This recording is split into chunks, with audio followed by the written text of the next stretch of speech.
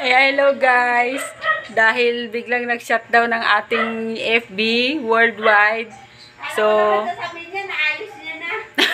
ano sabi? Natutulog na daw siya kasi nalaman niya, global issue.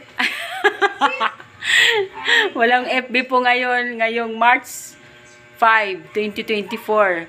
Buong mundo po, nag-shutdown yung FB. So, kanina, nagla-live ako kanina ng yan, bagong bail ko na cardigans. Nako, biglang nag-shutdown yung aking FB. Kaya, ayan. Yan, tinutulungan na lang ako ni nanay na magligpit ng ng aking mga items. So, ang gaganda pa naman, oh. Ayan, guys, ang gaganda ng aking mga items. So, ang dami kong minors kanina, tapos biglang, ayun, nagkadaloko-loko yung FB kanina. Pati messenger po, wala, hindi mo makausap ngayon yung mga gusto mong makausap. Dahil walang FB, walang messenger ngayong araw na to.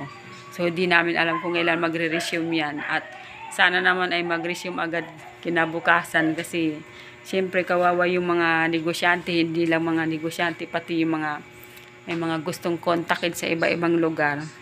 So, yun guys. Sabay-sabay tayong magdiwang dahil walang FB.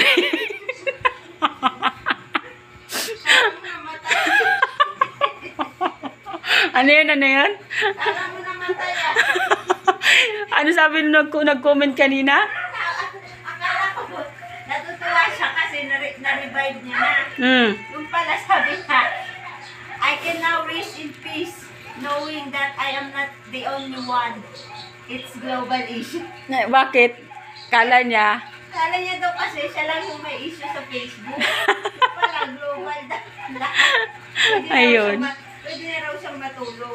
Ganon din nangyari sa akin kanina. Akala ko tulog na kayo. Yung pala nagdududut din pala kayo ng FB nyo. Ay nako. Kailan kaya magkakaroon ng FB ulit? 1 year nga daw kasi papalitan na. Ang daming natamaan na mga users ng FB. Kaya, shout out po sa ating... Ay ate! Oh! Paano yun? Babalik tayo sa text? Oo nga! Text! Oo, totoo. Text talaga. Tayo, Text talaga, totoo yan. Yung katulad ng dati, text. Oh!